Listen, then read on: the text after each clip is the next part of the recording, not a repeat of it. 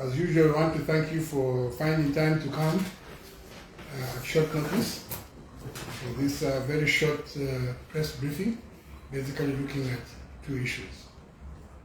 Number one, we have read the petition from CISCA, a civil society organization, on the need to allow former President Lungu to travel, and that it's infringing upon his rights.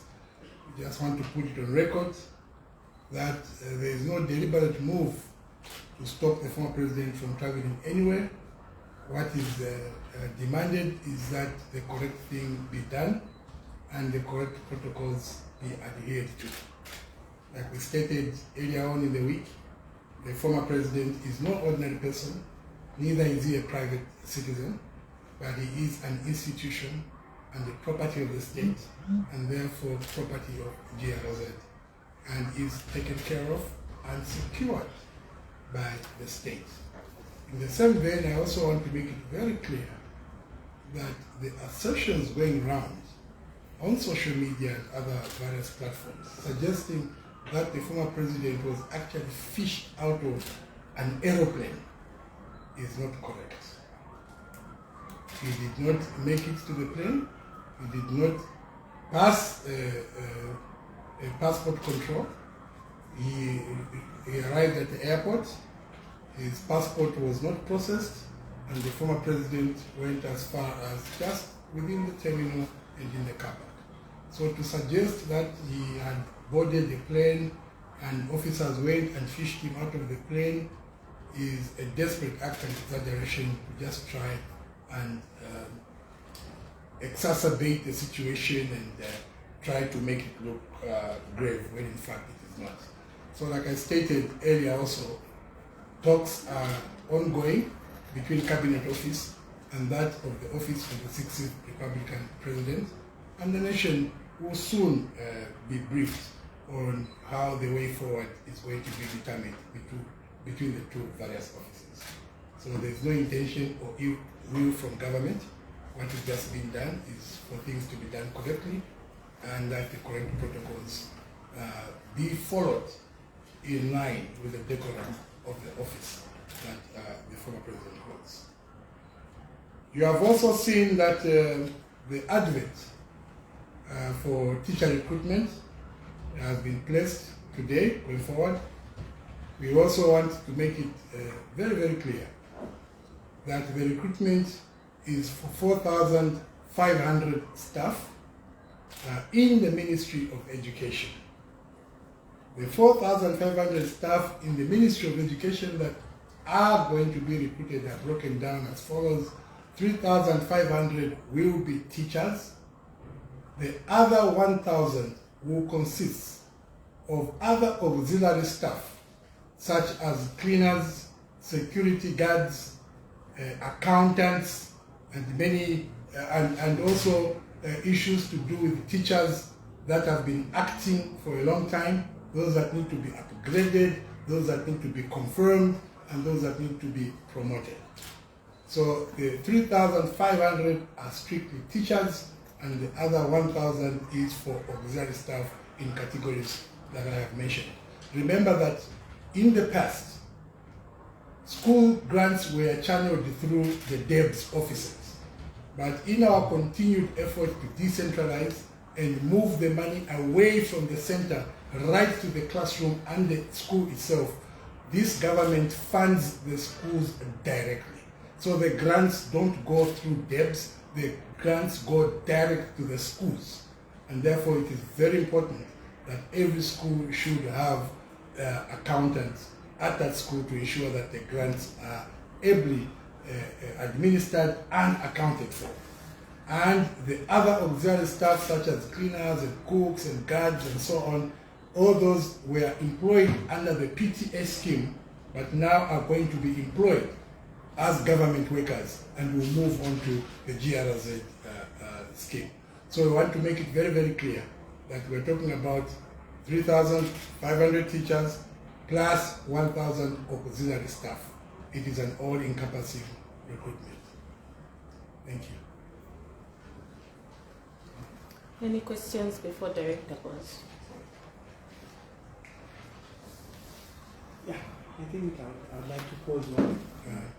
You know, you also indicated that you were in talks with the former Republican president in terms of ensuring that this tension that is there is actually addressed. But we've seen that yesterday he also went back to the courts to file that his movement seemed like some sort of infringement. How sure are you that these talks going forward are going to be successful? I'm very sure, because the office of the 60th Republican President and that of Cabinet are in active talks, and therefore outside the way forward, there's no other way.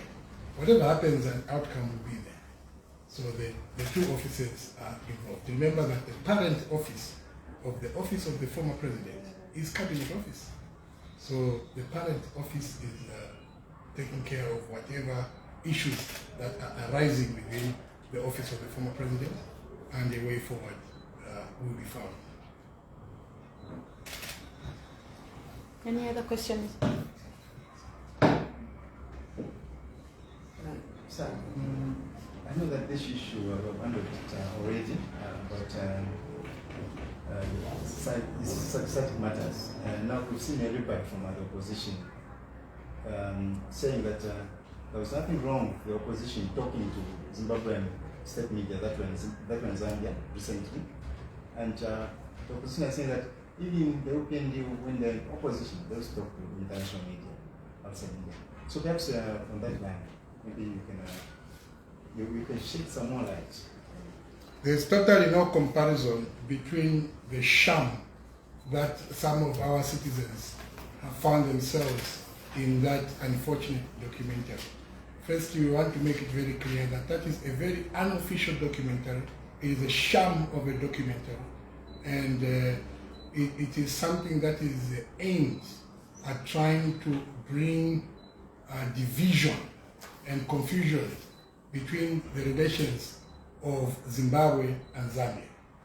I want to place it on record that we have no diplomatic challenges or problems between the two sister countries, and the people involved in that documentary can rest assured that, number one, the documentary itself was illegally conducted. As you know, as journalists, when you come into the country and you want to conduct any journalism work, you have to accredit yourselves with ZANIS. So the fact that ZANIS was not even aware that there were people doing such things in our country means that that documentary already is an illegally obtained footage. The people that were quoted in that documentary were proudly disparaging their own country and leadership for reasons best known to themselves, but of course we know that they are selfish reasons and aimed at them, obtaining that which they so desire, and that is to get into office using the backdoor.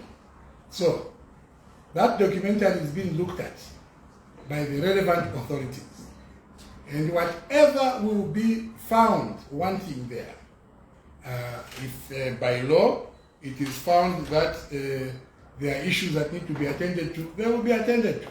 And if the individuals that were quoted and concerning the things they said are bordering on infringing the law or in conflict with the law, they will be dealt with in accordance with the law.